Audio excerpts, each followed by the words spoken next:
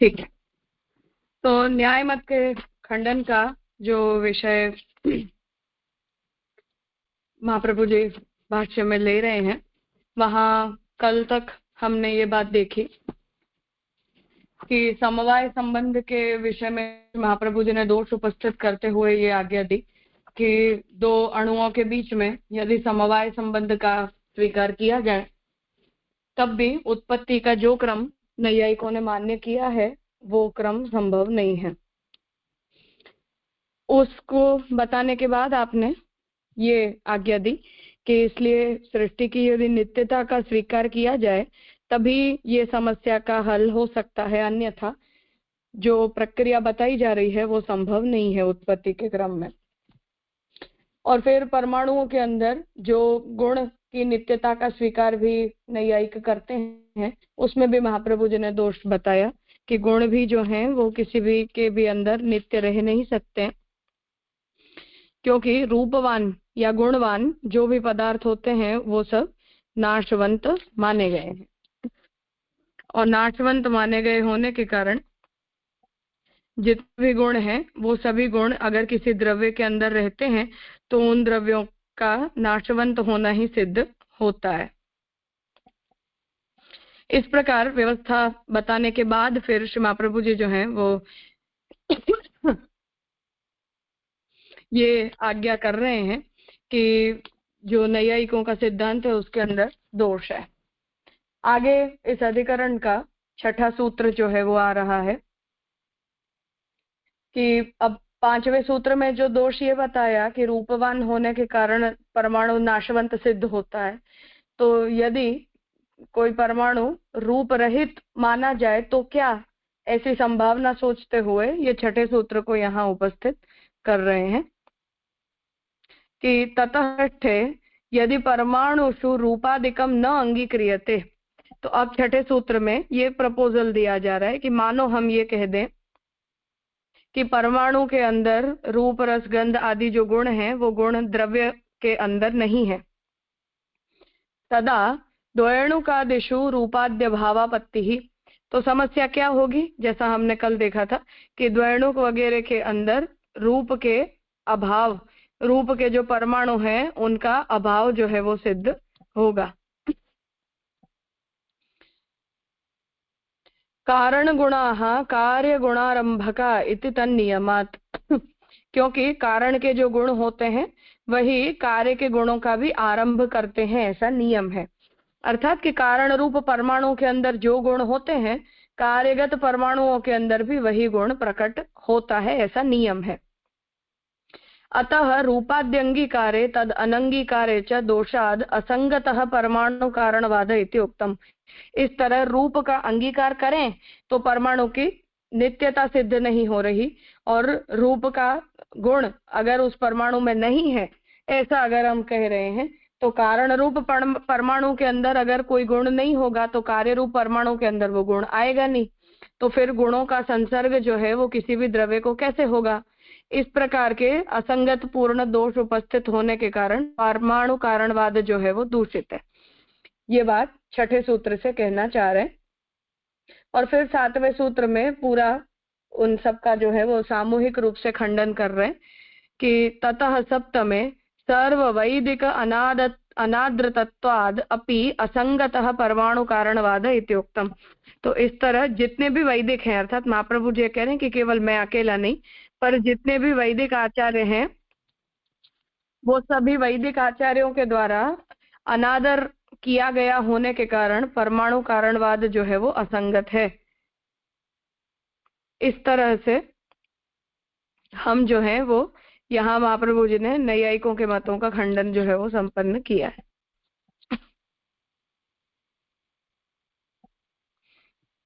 भाष्य में देखें तो उभय थापि दोषात, तो महाप्रभु जी यहाँ ये आज्ञा कर रहे हैं कि उभय था अर्थात दोनों तरह से, मतलब परमाणु में रूप का गुण माने तब भी और रूप का गुण न माने तब भी, तो दोनों ही तरह से दोष होने के कारण ये सूत्र का तात्पर्य।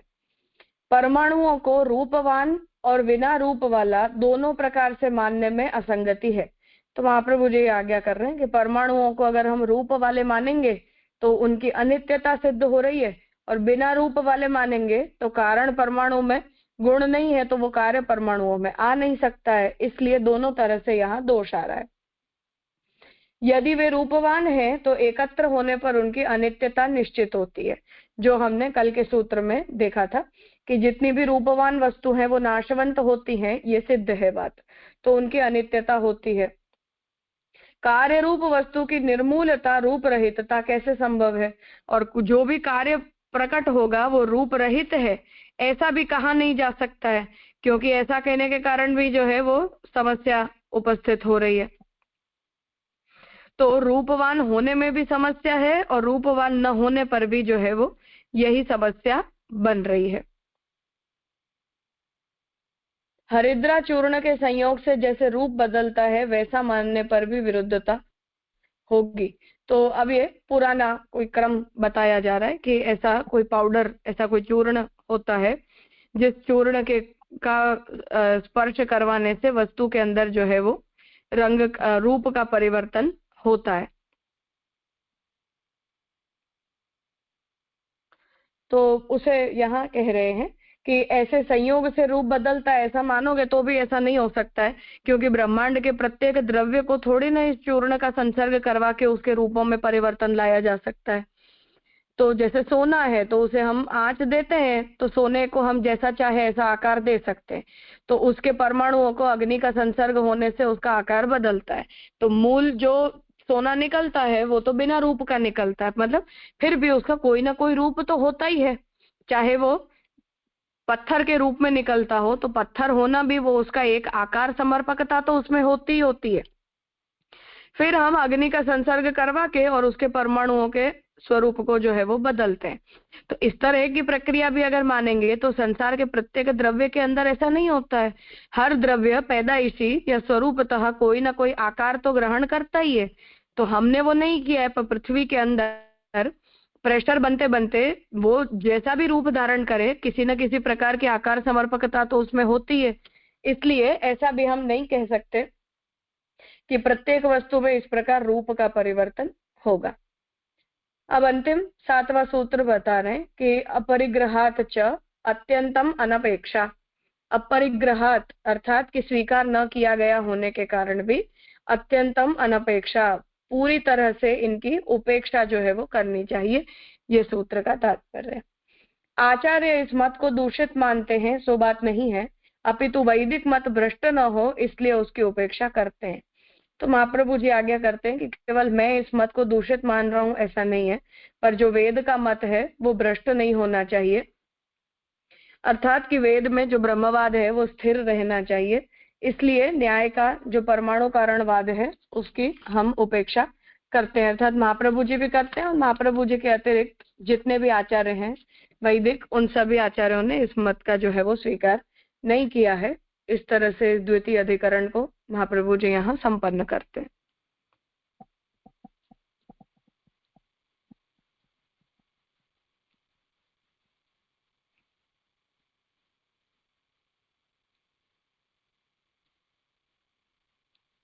हाँ नीलेश भाई।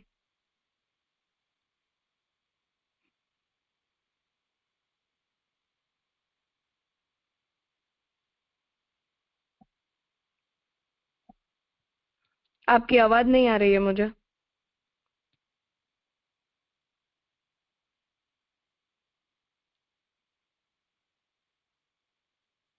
आप डिस्कनेक्ट करके दोबारा कनेक्ट कर लीजिए, मुझे सुनाई नहीं दे रहा। और कोई?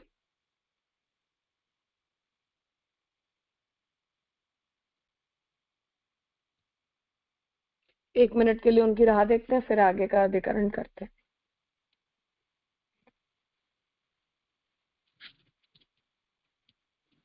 हाँ नीलेश भाई। जी जे आवाज आ रही है अभी? हाँ हाँ। हेलो। हाँ, दंडोत प्रणाम। जे मेरा कहने का ये है कि ये जो नैयायिक लोग हैं वो अपनी जो कोई भी प्रमाण व्यवस्था है तो वो उसे श्रुति का ही प्रमाण देते हैं या किस प्रकार के उनको उनका प्रमाण की व्यवस्था होती है? शब्द प्रमाण उन्होंने माना है, परंतु शब्द प्रमाण सर्वोपरि है ऐसा नहीं मानना है। प्रत्यक्ष, अनुमान, उपमान और शब्द, ये चारों प्रमाण जो है वो होते हैं, और इन चारों प्रमाणों का जो उपयोग है वो विषय को समझने के लिए किया जा सकता है। इसलिए वेद सिद्धांत जो है वो सर्वोपरि है ऐसा नहीं है, पर हाँ वेद का सिद्धांत है जरूर। जी।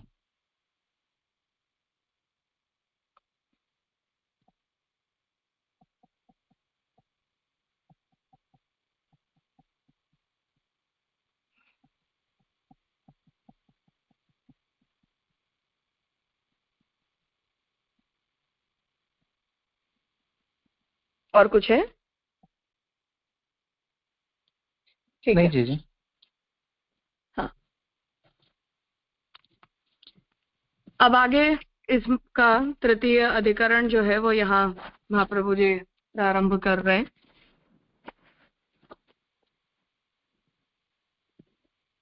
श्री पुरुषोत्तम जी के वचनों में देख के फिर आगे करें।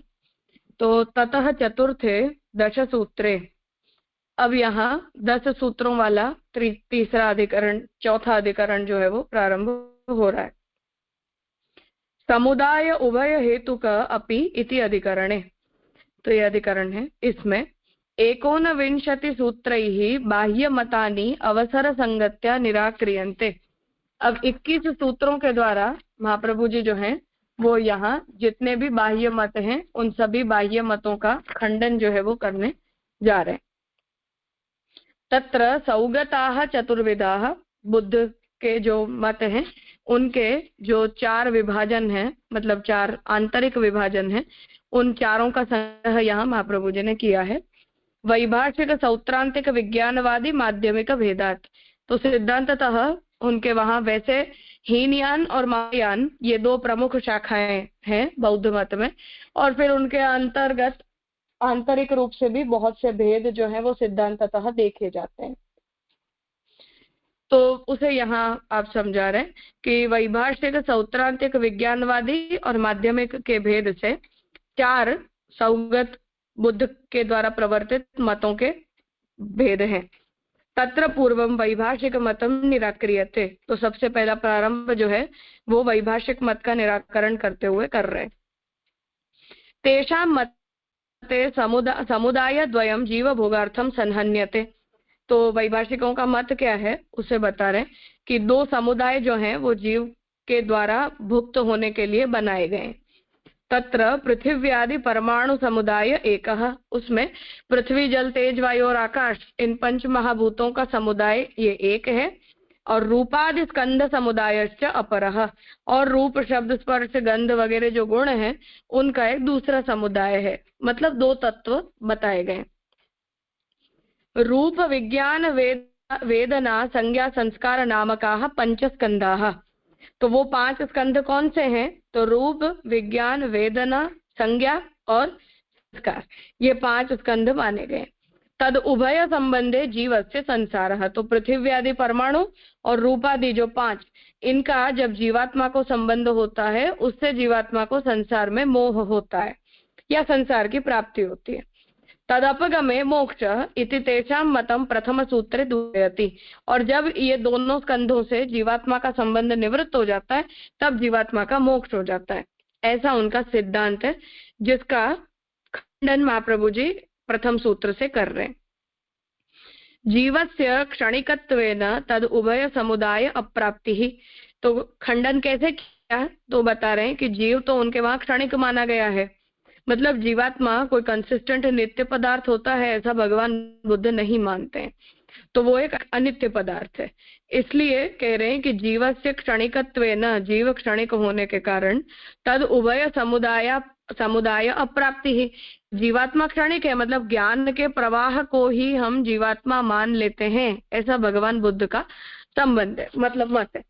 जैसे मैथ्स भी इस बात को मानता है, जब मैं ड्राइंग बोर्ड में कर रही हूँ तो ऐसे लगातार डॉट्स होते हैं, तो मैथ्स भी ये कहता है, ज्योमेट्री भी ये कहती है, एक लाइन जैसा कुछ भी नहीं होता है, बहुत पास पास पास पास इतने सारे डॉट्स होते हैं जिस वजह से उसमें एक लाइन बनी हुई है ऐसा दिखता है। तो उस तरह से भगवान बुद्ध ये कहते हैं कि बहुत से ज्ञान का एक कंटिन्यूअस प्रवाह होता है और उस प्रवाह को ही हम जीवात्मा समझ लेते हैं। वस्तुतः जीवात्मा जैसा कुछ नहीं होता। तो महाप्रभु जी ये कह रहे हैं कि जीव तो क्षणिक होने के कारण उसे किसी पृथ्वी आदि परमाणु और रूपादि स्कंधों के समुदाय का संबंध हो ही कैसे सकता है। तो जीवस्य क्षणिकत्वेन, जीव के क्षणिक होने के कारण, तद उभय समुदाय अप्राप्ति ही, उन दोनों के समुदाय की अप्राप्ति जीव को होती है। तेन तदुक्तः संसार प्रकारो मोक्षश्च संगत इति उक्तम, इसलिए उनके द्वारा बताया हुआ जीवात्मा को प्राप्त होता संसार और फिर उससे होने वाली जीवात्मा की मुक्ति, ये दोनों ही बात है जो है वो असंगत है। ये महाप्रभु जी बता रहे हैं।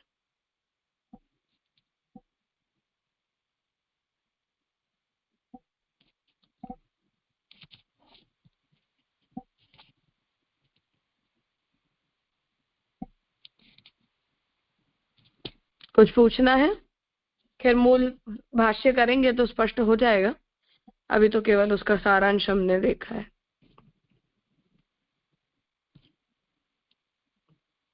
ठीक है, तो समुदाय उभय हेतु कोपी तद अप्राप्ति ही, ये प्रथम सूत्र तृतीय करण में आ रहा है। तो समुदाय उभय हेतु कोपी, ये पूर्व पक्ष है, मतलब बुद्ध का मत है, और तद अप्राप्ति ही ये उसका खंडन है। तो समुदाय उभय हेतु होने के कारण भी उसकी अप्राप्ति होती है। अब बौद्धों के बाह्यार्थानुमेयवाद का निराकरण करते हैं। वे लोग जीव भोग के लिए दो समुदाय की संहति मानते हैं।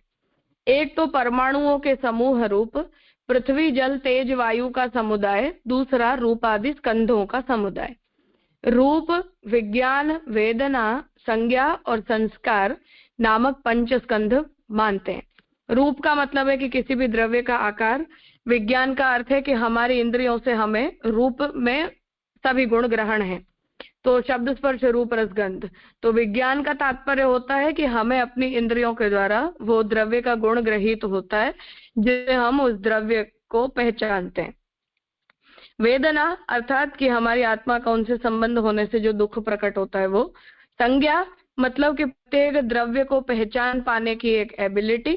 और संस्कार कि एक द्रव्य को जब हमने एक बार देखा है या एक बार हमने उसे कोई नाम दिया है कि ये पुस्तक है, तो ये संस्कार हमारी बुद्धि में हमेशा रहता है, जिस वजह से एक पुस्तक को समझ लेने से हमें संसार की सभी आकारों को पुस्तक के रूप में पहचान पाने का एक संस्कार हमारी बुद्धि में डेवलप होता है। तो ये 5 स्कंध माने गए। इन दोनों समुदायों के संबंध से जीव का संसार से संबंध होता है। तो इन सभी का जब इन 10 का संबंध जीवात्मा को होता है तो उससे जीवात्मा को संसार का बंधन होता है। यदि इन दोनों का संबंध जीव से अलग हो जाए तो जीव का मोक्ष हो जाए। तो अगर इनका संबंध छूट जाए तो जीवात्मा मुक्त हो जाती है। किंतु ये को क्षणिक मानते हैं, तो ये दोनों समुदाय जीव से संबद्ध हो कैसे सकते हैं। तो महाप्रभु जी यहाँ दोष बता रहे कि बुद्ध के मत में जो पदार्थ है, द्रव्य है, उनको भी नित्य नहीं माना गया है, उन्हें भी क्षणिक ही माना गया है। और साथ साथ जो जीवात्मा है उसे भी तो ज्ञान के प्रवाह के रूप में मानते हैं, जीवात्मा की भी नित्यता नहीं मानते। तो 2 अनित्य पदार्थ हैं या 2 क्षणिक पदार्थ हैं, उन्हें एक दूसरे के साथ संबंध हो ही कैसे सकता है। फिर जीव भी तो क्षणिक होगा, उसका संबंध कैसे हो पाएगा।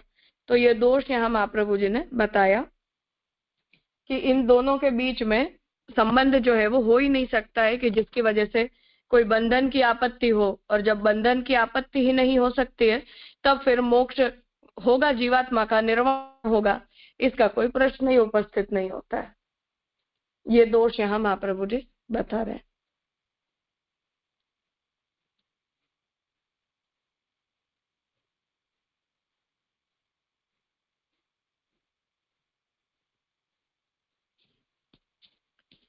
हाँ राजेश, हाँ राजा दंडवत प्रणाम। राजा एक तो ये बाह्यार्थानुमेयवाद मतलब वो एक नहीं मालूम पड़ा उसका अर्थ क्या होगा, और एक दूसरा मतलब ये तो मतलब महाप्रभु जी के उत्तर पक्ष से तो एकदम क्लियर है, लेकिन वो लोग अगर जीव मानते ही नहीं है तो फिर उसको मोक्ष क्या और संसार क्या मतलब क्योंकि वो लोग जैसे आपने समझाया कि वो ज्ञान का प्रवाह को ही जीव मानते हैं, तो फिर ऐसी कोई एंटिटी नहीं है तो वो उसका संसार क्या और मोक्ष क्या, मतलब महाप्रभु जी ने तो क्लियर कर दिया, लेकिन उन लोगों का मतलब यही रेफरेंस में दो प्रश्न।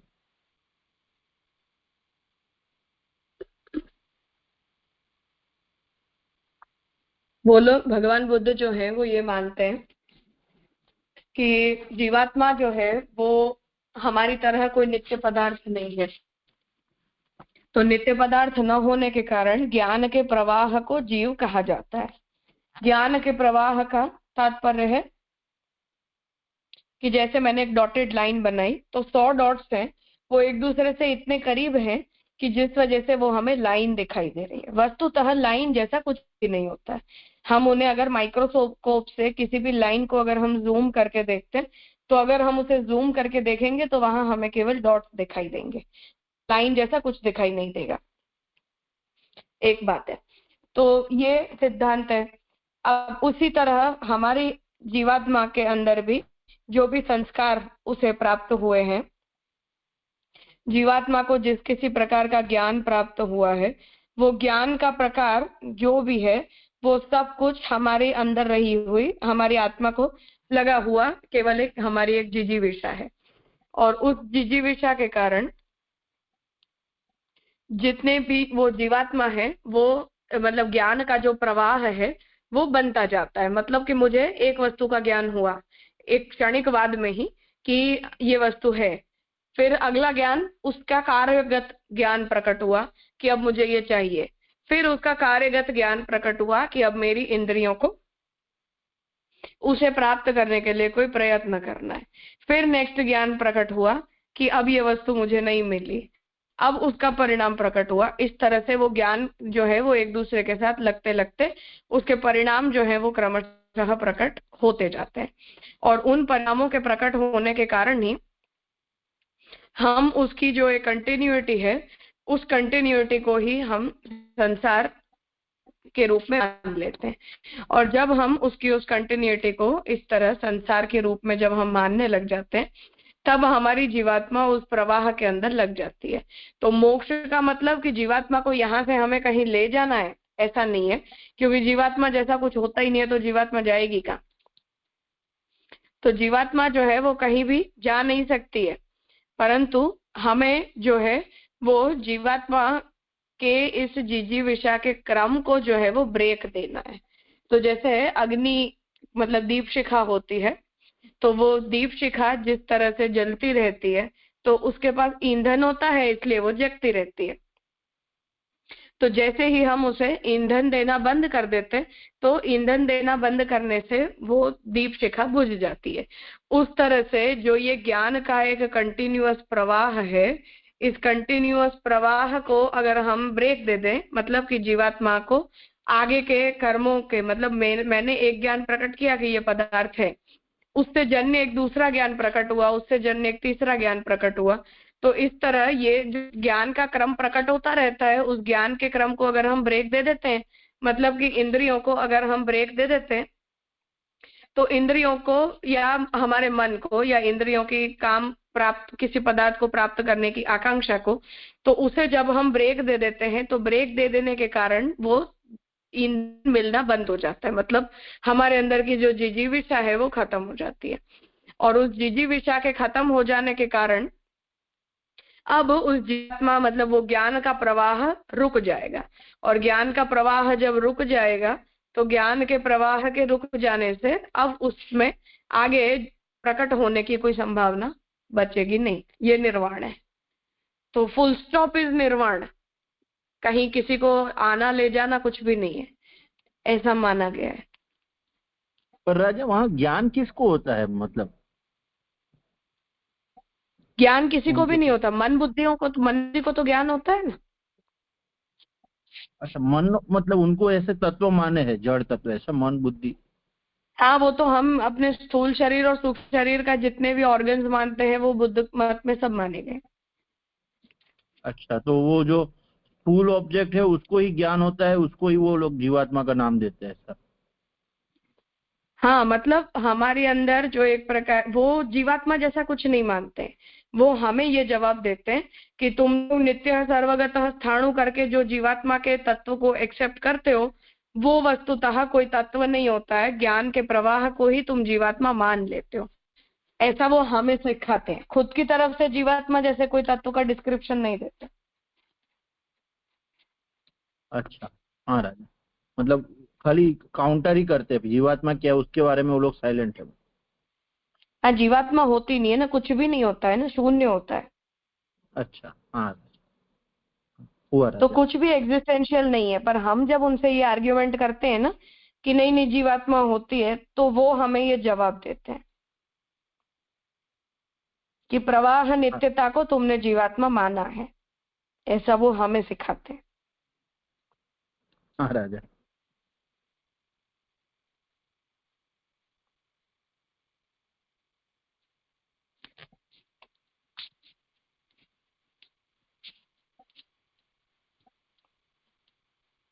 हाँ बेलावन। हाँ, प्रणाम राजा। यहाँ जो आपने बताया ज्ञान का प्रवाह ये लोग मानते हैं, तो ये ज्ञान माने होना, उसी अर्थ में ज्ञान समझना पड़ेगा ना, कि बीइंग मतलब वो जीवित है और वो ये सब, मतलब उसी तरह से ज्ञान लेंगे ना हम। नहीं नहीं, जीवित होने का मतलब, जीवित तो कुछ भी नहीं होता है, शरीर तो मशीन होता है, इसलिए जीवित अजीवित होने वाली कोई बात नहीं है। तो ये ज्ञान का प्रवाह जो कहते हैं, तो वो ज्ञान माने क्या ज्ञान? मैंने बताया ना कि जैसे मेरी इंद्रियों को एक पदार्थ का संसर्ग हुआ, मतलब मैंने अपनी आंखों से किसी पदार्थ के रूप को देखा, तो मुझे इतना पता चला कि हाँ ये मोबाइल है। अब नेक्स्ट ज्ञान भी एक डेवलप होगा कि अब ये मोबाइल मुझे चाहिए, मोबाइल में क्या है मुझे देखना है। नेक्स्ट ये खराब हो गया, इसमें ये है, इसमें वो है, ऐसे करके और एक क्रम से इंफॉर्मेशन इकट्ठी होती जाती है ना हमारे अंदर।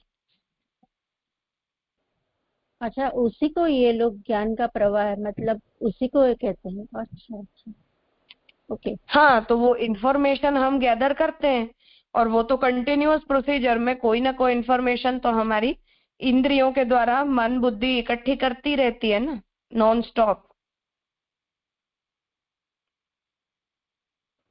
ओके, हाँ, इसीलिए इसको बाह्य अर्थ अनुमेयवाद ऐसा ऐसा उसको बोलते हैं, इसलिए इसका कारण। हाँ, कि हम बाहर की जितनी भी वस्तुएं होती हैं वो नॉन एग्जिस्टेंशियल होती हैं, परंतु हमें उनका जो है वो अनुमान होता है, हम अज्यूम करते हैं कि ये वस्तु है।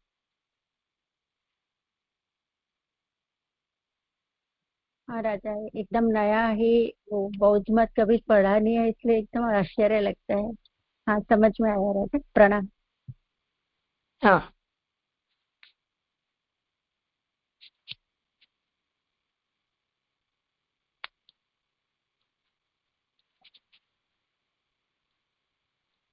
और कोई?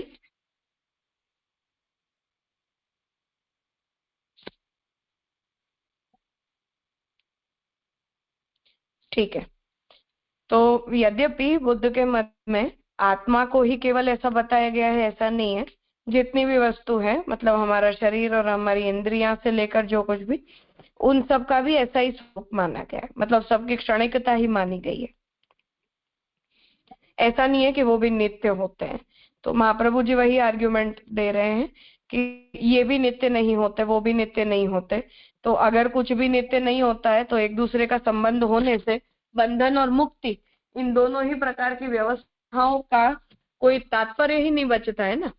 तो कोई एक, दोनों में से कम कुछ एक तो एग्जिस्टेंशियल होना चाहिए, कि दो में से कोई एक वस्तु तो सत्य है, और सत्य है इसलिए एक को चाहे मिथ्या वस्तु का संसर्ग हो जाता, मतलब जैसे शंकराचार्य जी कहते हैं उस तरह से कि मिथ्या जो वस्तु है उसका संसर्ग हो जाता है हमें, तो माना जाता है कि चलो कम से कम एक ब्रह्म तो सत्य है। पर यहाँ तो दोनों ही वस्तुओं को अगर आप क्षणिक मानकर बैठे हो तो किसके संसर्ग से किसे बंधन होगा और किसे मोक्ष होगा।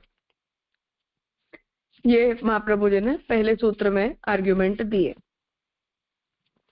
अब दूसरे सूत्र में भी उसी बात को आगे ले जा रहे हैं कि ततः द्वितीय क्षणिकत्व दूषण परिहारम सूत्रांशेन उद्भाव्य। अब दूसरे सूत्र में क्षणिकत्व के अंदर जो दूषण हमने उपस्थित किया, उस दूषण का परिहार सूत्र के एक अंश से उपस्थित करके अंशांतरेण दूषयति, मतलब क्षणिकवाद का कोई एक सोल्यूशन हम ढूंढें, पर जो सॉल्यूशन निकल रहा है उसमें भी दोबारा महाप्रभु जी दोष आगे के सूत्र से बता रहे हैं।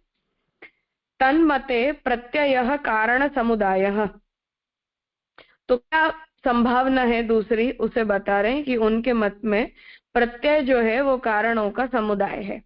तत्र संस्कारः, तो वहां जो है वो संस्कार प्रकट होते हैं। सर्व क्षणिकत्वेपि मध्यपातिभ्यो अविद्यादिभ्यः स्कंद प्रत्ययेभ्यो जन्मादिभ्यः, तो सब कुछ क्षणिक होने के बावजूद भी मध्यपातिभ्यो मतलब कि दो वस्तुओं के बीच में रहे हुए, अविद्यादिभ्यः अविद्या वगैरह के अंदर, स्कंद प्रत्ययेभ्यो स्कंद प्रत्यय वगैरह में, जन्मादयः जन्म आदि होते। जन्मादिभ्यः प्रत्ययेभ्यश्च अविद्यादय इति एवं चक्रवत् परिवृत्तौ अपि, तो जन्म आदि प्रत्यय और अविद्या वगैरह ये सभी के अंदर एक चक्र की तरह क्रम जो है वो चलता रहता है। तो चक्रवत् परिवृत्ति होने पर भी न कारण व्यक्तिम प्रति कार्य व्यक्ते प्रत्ययता, तो ऐसे वो चक्रवत् परिभ्रमण चलता रहता होने के बावजूद भी कारण व्यक्ति के प्रति कार्य व्यक्ति के अंदर प्रत्ययता प्रकट नहीं होती, किंतु पूर्व पूर्व प्रत्ययस्य उत्तरोत्तर प्रत्ययम प्रति कारणम, पर पूर्व पूर्व का जो प्रत्यय होता है उसका उत्तरोत्तर प्रत्यय के प्रति कारणता प्रकट होती है। आगे भाष्य में सब स्पष्ट हो जाएगा। उत्तरोत्तर क्षणिक विज्ञान संतते एवं जीवत्वम, और उत्तरोत्तर जो ये ज्ञान का क्षणिक क्षणिक ज्ञानों का एक प्रवाह, विज्ञान का जो प्रवाह चलता रहता है, तो एक ज्ञान दूसरे ज्ञान को पैदा करता है, दूसरा ज्ञान तीसरे ज्ञान को पैदा करता है, इस तरह जो क्रम चलता रहता है, तो उनकी संततियों से ही जो मतलब वो ज्ञान की संतति को ही हम जीव कहते हैं। तादृशार्थम संतते एवं जड़त्वम, उस प्रकार की संतति से ही जड़त्व भी बताया जाता है। अतः क्षणिक विज्ञान संतत्यात्मकस्य जीवस्य क्षणिकार्थम, इस तरह क्षणिक विज्ञान की संतति रूप जो जीवात्मा है वो क्षणिकार्थम क्षणिक होने के कारण संतत्यात्मक स विषय इंद्रिय शरीराख्य रूप स्कंद संबंध इति संसारः, तो क्षणिक विज्ञान की संतति रूप जो जीवात्मा होती है उसे ही क्षणिकता की आपत्ति के कारण संतति रूप स विषय इंद्रिय, जिसे हम शरीर कहते हैं, उस शरीर रूप स्कंद के साथ संबंध होता है, जिसे हम ये कहते हैं कि जीवात्मा को संसार की प्राप्ति हुई।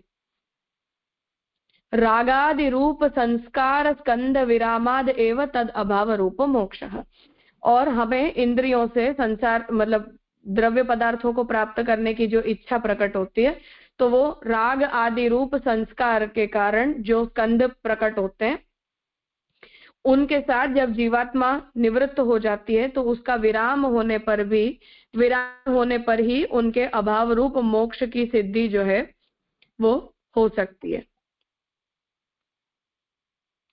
अतः न कापि अनुपपत्ति ही इति सूत्रांशेन आशंक्य अंशांतरेण तद दूषयति, इस तरह सूत्र के आधे अंश से इतरेतर प्रत्ययत्वात्, इतने अंश से ये सॉल्यूशन सजेस्ट किया कि क्षणिकवाद को इस तरह से हम सॉल्व करें, तो भी महाप्रभु जी उसमें भी आपत्ति उपस्थित करके और सूत्र के आधे अंश से उसका खंडन कर रहे हैं। खंडन क्या है उसे बता रहे कि ये ही प्रत्यया उक्ताः, जो भी प्रत्यय कहे गए हैं, ते सदृशीम संततिम उत्पाद्य नश्यन्ति, तो जो भी कारण रूप प्रत्यय होता है वो अपने जैसे ही कार्य रूप प्रत्यय को पैदा करता है। तो जो कारण रूप संतति है वो कार्य रूप संतति को प्रकट अपने अंदर से कार्य रूप संतति को ही जो है वो प्रकट करती है और फिर उसी का वो नाश करती है। तथा सति विज्ञान संतति रूपस्य जीवस्य, अर्थात कि जब एक कार्य रूप संतति प्रकट हो जाती है तो उसका जो पूर्व क्षण है वो खत्म हो जाता है। मतलब कि प्रत्येक क्षण में पदार्थ एक नए रूप को धारण करता है और नया रूप प्रकट होने से उस पदार्थ का जो पूर्व रूप होता है वो नष्ट हो जाता है। तो विज्ञान संतति रूपस्य तथा सति, तो इस तरह होने पर विज्ञान संतति रूपस्य जीवस्य, विज्ञान की संतति रूप जो जीव है वो पूर्वकालीन प्रिय अप्रिय संस्पर्शान अनुसंधानात्, तो विज्ञान की संतति रूप होने के कारण पूर्व जीव की जो पूर्वकालीन प्रिय अप्रिय संस्पर्श आदि का जो अनुसंधान होता है वो भी खत्म हो जाएगा। मतलब कि अगर मैं नए प्रत्येक क्षण के अंदर एक नई जीवात्मा हूं, कि मैं जो पूर्व क्षण में जो मैं थी वो मैं अगर अब नहीं हूं, तो मैंने कल क्या पढ़ाया था वो मुझे आज कैसे याद रहेगा। अर्थात कि अब उसे धारण करने वाली बुद्धिवृत्ति भी तो बदल गई। ज्ञान जैसे बदलता है, ज्ञान क्षणिक होता है, द्रव्य भी क्षणिक होता है, तो द्रव्य क्षणिक है, द्रव्य जन्य ज्ञान भी क्षणिक है और ज्ञान को धारण करने वाली इंद्रिय भी क्षणिक है। तो तीनों ही के क्षणिक होने के कारण उसे धारण करने की तो कोई टेंडेंसी नित्यता के कारण मेरे अंदर बनेगी नहीं। तो मुझे पिछले क्षण में मैंने क्या पढ़ाया था ये मुझे अगले क्षण में कैसे याद रहेगा, क्योंकि मैंने जो कुछ भी बोला वो तो नेक्स्ट क्षण में जाकर खत्म हो गया। तो उस बात को कह रहे हैं कि तथा सति विज्ञान संतति रूपस्य जीवस्य पूर्वकालीन प्रिय अप्रिय संस्पर्श अननुसंधानात्, उसका अननुसंधान होने के कारण कथम वेदनादि स्कंधात्मक संसार सिद्धि, तो फिर जीवात्मा को सुख दुख की प्राप्ति होने ही नहीं वाली है, हो ही नहीं सकती है क्षणवाद में। कथम च तद अभाव सिद्धि, और अगर वेदना नहीं होगी तो वेदना का अभाव होकर मोक्ष कैसे होगा। स्थिरस्य कस्य अभावात्, क्योंकि स्थिरता का तो हर स्थान पर अभाव है, न तो ज्ञान में स्थिरता है, न इंद्रिय में स्थिरता है, न बुद्धि में स्थिरता है। तस्माद असंगतम तन्मतम, इसलिए ये जो क्षणिकवाद का मत है वो असंगत है। ये दोष यहाँ महाप्रभु जी जो है वो बता रहे हैं। अब भाष्य में उसे एक बार देख लेते हैं, फिर जो भी समस्या होगी उस पर विचार कर लेंगे। इतरेतर प्रत्ययत्वा, ये पूर्व पक्ष है कि प्रत्येक कारण रूप प्रत्यय कार्य रूप प्रत्यय को प्रकट करता होने के कारण, तो इति चेत न, कि अगर कोई ऐसा कहे तो भी नहीं। उत्पत्ति मात्र निमित्तत्वात्, क्योंकि उत्पत्ति मात्र में निमित्त होने के कारण, ये उसका उत्तर महाप्रभु जी दे रहे हैं। क्षणिक होते हुए भी वे परस्पर होने वाले प्रत्येक के कारण होते हैं। तो पूर्व पक्षी इसका सॉल्यूशन बता रहा है कि क्षणिकवाद में कार्य कारण का संबंध नहीं है, ऐसा हम नहीं कह रहे। क्षणिकवाद में भी कार्य कारण का संबंध होता है। कैसे होता है, तो उसे बोल रहे कि अर्थात पूर्व परमाणु उत्तरोत्तर क्रम से कारण है, पिछला अणु अगले अणु को उत्पन्न कर समाप्त हो जाता है। तो जो पूर्व का परमाणु होता है वो उत्तर परमाणु का कारण रूप होता है। अर्थात कि क्रमशः हमारे अंदर जो है वो प्रत्येक कारण कार्य का क्रम जो है वो चलता रहता है। तो मुझे एक क्षण पहले कुछ ज्ञान हुआ और द्वितीय क्षण के अंदर वो ज्ञान जो है वो मेरे अंदर स्थिर हुआ। जब वो दूसरे क्षण में मेरे अंदर ज्ञान स्थिर हुआ तब वो ज्ञान खत्म हो गया और उस नया ज्ञान उत्पन्न हो गया। तो इस तरह से वो ज्ञान का क्रम चलता रहता है। तो जब ज्ञान का क्रम चल रहा है तो मेरी आंखों ने पहले किसी विषय को देखा, उससे एक ज्ञान प्रकट हुआ। तो देखने का एक कर्म है जो कारण रूप है, फिर उससे जन्य दूसरा ज्ञान है। तो इस तरह प्रत्येक ज्ञान जो है वो नए ज्ञान को जन्म देता है और नए ज्ञान को जन्म देके और पूर्व ज्ञान जो है वो नष्ट हो जाता है। तो इस प्रकार संतति क्रम से जड़ और जीव की उत्पत्ति विनाश, विनाश और उत्पत्ति होती रहती है, इसलिए कोई अड़चन नहीं है। तो पूर्व पक्ष कह रहे हैं कि इसलिए कार्य कारण का संबंध न हो तब तो आप ठीक है ऐसा कह दो, परंतु कारण कार्य का संबंध जो है वो क्रम से हमने मान रखा है। तो जब हमने ऐसा एक क्रम मान रखा है तो ऐसा क्रम मान रखा होने के कारण ये नहीं कह सकते कि क्षणिकवाद के अंदर कोई आपत्ति है। तो महाप्रभु जी उसका उत्तर दे रहे हैं कि ऐसा करना भी संभव नहीं है, कि आप ऐसा भी नहीं कह सकते हो, क्योंकि वे केवल उत्पन्न मात्र ही तो करते हैं, संगठन तो नहीं करते। तो पूर्व कारण ने कार्य को प्रकट कर दिया, परंतु उसे वो संगठित नहीं कर सकता है। मतलब कि पूर्व कारण फिर भी नेक्स्ट कारण से एसोसिएटेड नहीं हो सकता है, क्योंकि वो कारण तो कार्य को उत्पन्न करते ही तुरंत खत्म हो जाएगा। विज्ञान सती जीव को पूर्वकालीन प्रिय अप्रिय वस्तुओं की प्रतीति होती है, उससे तो स्थिरत्व की बात समझ में आती है। यदि स्थिर न माने तो वेदनादि स्कंदात्मक संसार की सिद्धि कैसे होगी? तो महाप्रभु जी अब कह रहे हैं कि विज्ञान संतति जो है वो जीव को पूर्वकालीन प्रिय अप्रिय वस्तुओं की प्रतीति होती है। अगर हम ये मानते हैं कि हाँ मुझे ये याद है कि मुझे क्या अच्छा लगा था और मुझे क्या अच्छा नहीं लगा, तो ऐसा कहने पर तो हम ये बात मान सकते हैं। परंतु अगर आप स्थिरता को मान नहीं रहे हो और ये कह रहे हो कि पूर्व क्षण में आत्मा का वो ज्ञान खत्म हो गया और अगले क्षण में वो ज्ञान ने कार्य रूप ज्ञान को प्रकट करके और अपने स्वरूप को खत्म कर दिया, ऐसा अगर आप कहोगे तो ऐसा आप नहीं कह सकते हो, क्योंकि उससे तो स्थिरता प्रकट हो जाएगी और स्थिरता का सिद्धांत आपका सिद्धांत है नहीं। और अगर स्थिरता नहीं है तो कोई भी वेदना आदि के स्कंध जो है वो जीवात्मा का संसर्ग करेंगे कैसे? और अगर उससे जीवात्मा का संसर्ग नहीं होगा तो जीवात्मा को संसार प्राप्त हो रहा है, ऐसा भी नहीं कहा जा सकता। दूसरी बात, संतति रूप जीव की क्षणिकता मानने से स्थैर्यता का अभाव होगा, तो फिर रूपादि संबंध को समाप्त करने का प्रयास कौन करता है? स्थैर्य नहीं होगा तो समुदाय नहीं हो सकता है। तो महाप्रभु जी ये दोष बता रहे हैं कि स्थिरता के अभाव में समुदाय का संगठन नहीं हो सकता है, और समुदाय का संगठन नहीं होने के कारण न तो जीवात्मा को संसार प्राप्त होगा, और जब जीवात्मा को संसार प्राप्ति नहीं होगा तो संसार से या संसार को निवृत्त करने का प्रयास जीवात्मा करेगी क्यों? मतलब कि जीवात्मा उस दिशा में कोई भी प्रकार का प्रयत्न प्रकट ही कैसे कर सकती है? ये समस्या यहाँ महाप्रभु जी उपस्थित कर रहे हैं।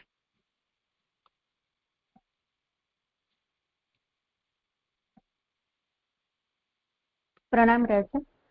राजा ये हाँ, ऊपर जो हमने वैभाषी मत का खंडन किया, तो ये दूसरे मत का खंडन है कि उसी वैभाषी मत का ही खंडन है?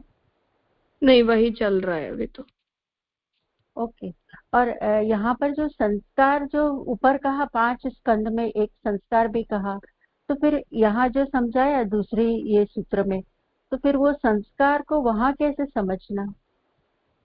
क्योंकि यहाँ तो हम कह रहे हैं कि सब क्षणिकवाद है, तो हमें तो आगे का कुछ प्रिय अप्रिय वस्तुओं की प्रतीति हो, जो यहाँ पर लिखा है, तो प्रिय अप्रिय वस्तुओं का कोई संस्कार तो हमारे में रहता नहीं है। तो ये जो ऊपर संस्कार आया है, तो वो संस्कार को कैसे डिफाइन करते हैं वे लोग?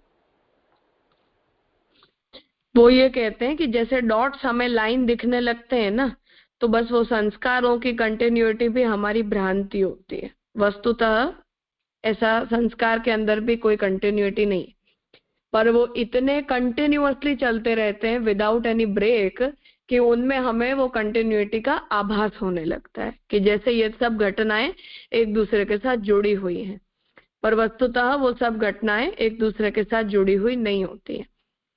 जैसे कोई भी मूवी है, उसे हम स्लो मोशन में अगर देखते हैं तो उसमें हमें 10 क्रिया दिखती है, और फास्ट करके देखते हैं तो हाथ उठाने की केवल वो एक क्रिया दिखाई देती है। पर जब हम हाथ उठाने की एक क्रिया करते हैं तो जितने भी क्षण या जितने भी समय बीच में बीता, उसमें हम नीचे से लेकर ऊपर हाथ उठाने तक हाथ को की 100 पोजीशन हम देख सकते हैं। जैसा एनिमेशन के अंदर ड्रॉ करते हैं, तो आपको पुराने क्रम में, एआई के जमाने नहीं, पुराने में जैसे कोई एनिमेटेड सीन अगर आपको क्रिएट करना है, जैसे वो लोग पहले हमें आर्ट एंड क्राफ्ट में एक पुस्तक में बनवाते थे, तो 100 पेजेस के अंदर हम अलग अलग क्रम में हाथ की 100 पोजीशन बनाते हैं, और फिर जब हम उसे कंटिन्यूअसली पेजेस को घुमाते हैं तो वो हमें ऐसा दिखता है कि सारे पेजेस जो हैं वो उसमें वो हाथ उठ रहा है। तो पुराने में एनिमेटेड मूवीज इस तरह से बनती थी, मतलब बहुत हजारों की ड्राइंग्स उसमें बनाई जाती थी।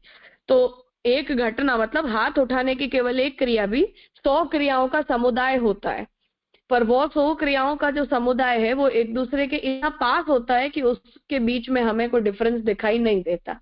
स्लो मोशन में हम देखते हैं तो वो हमें डिफरेंस दिखाई देने लगता है। ये आर्ग्यूमेंट दी जाती है।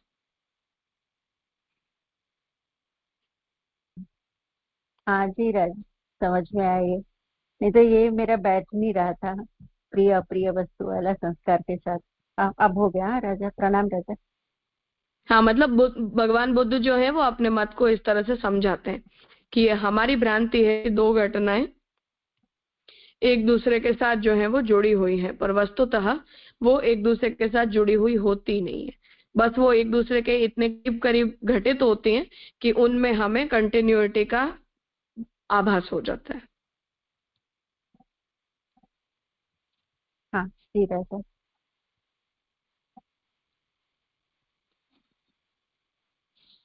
राजा, हम अधिकरण के बेस पे इसको उत्तर पक्ष ही बोलेंगे ना?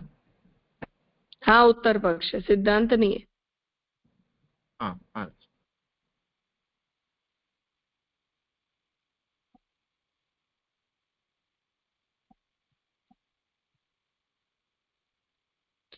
हाँ अलका बहन। हाँ राजा, दंडवत प्रणाम। આમાં ઉપર જે ઉપર बोला है कि रूप विज्ञान वेद संज्ञा और संस्कार नामक 5 स्कंद मानते हैं, तो वेद भी मानते हैं, वो समझ में नहीं आया। वेदना है वो, वेद नहीं है। वेदना, ओके दुख। जी जी। दुख, जी जी। और दूसरे अधिकरण में प्रागभाव में जो सिद्धांत है वो ले सकते हैं? नहीं नहीं, बुद्ध के वहां प्रागभाव नहीं होता है, क्षणिकवाद होता है। क्षणिक भाव में और उनमें फर्क है। वो तो उत्पत्ति से पहले के अभाव को प्रागभाव कहते हैं ना, ये तो सर्वथा उत्पत्ति होती ही नहीं है। मतलब जो उत्पत्ति होती है वो केवल भ्रांति होती है। जी जी राजा। प्रागभाव में तो बीच का नासी छोड़ का कारण बनता है। जी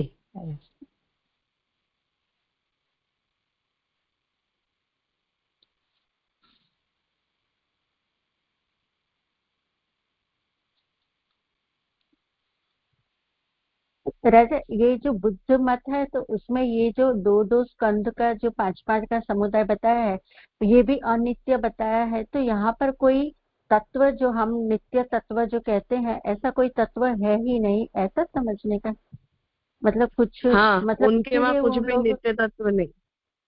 इसीलिए उसको वो शून्यवाद अब हम लोग उसको शून्यवाद कहते हैं हाँ कि बिल्कुल। क्षणिकवाद। ओके। हाँ जी राजा। हाँ शून्यवाद कहो क्षणिकवाद कहो, अल्टीमेटली सब शून्य है, ये सिद्धांत है। और वस्तु पदार्थ अपने आप में क्षणिक होती है, ये क्षणिकवाद है। हाँ जी राजा, प्रणाम राजा।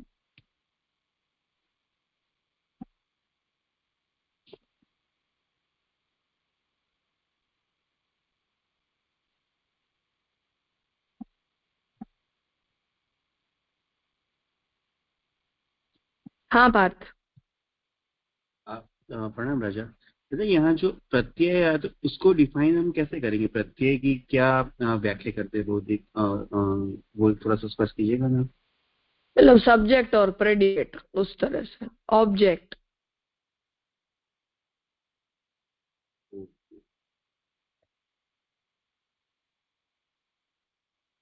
और ये जो वेदांत अधिकरण माला में ना जो शुरुआत में है कि चतुर्थ से दश सूत्र ये अधिकरण है, और फिर है कि एकोनविश सूत्र मतलब 21 सूत्रों से, तो मतलब आगे भी अधिकरण है वो कंबाइन होकर 21 सूत्रों से ये बाह्य मत का निराकरण कर रहा है, इस हिसाब से समझना है इसमें। हाँ मतलब यहाँ बौद्ध मत का ही खंडन जो है वो किया जा रहा है, बौद्ध मत के चारों सिद्धांतों का। जी राजा।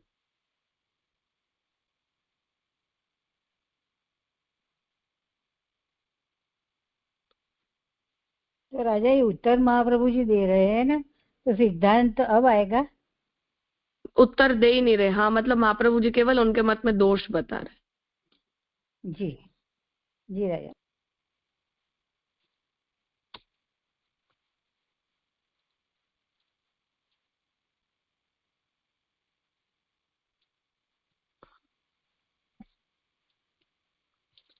ठीक है, तो आज का विषय यहाँ रखते हैं, आगे का जो है वो करेंगे।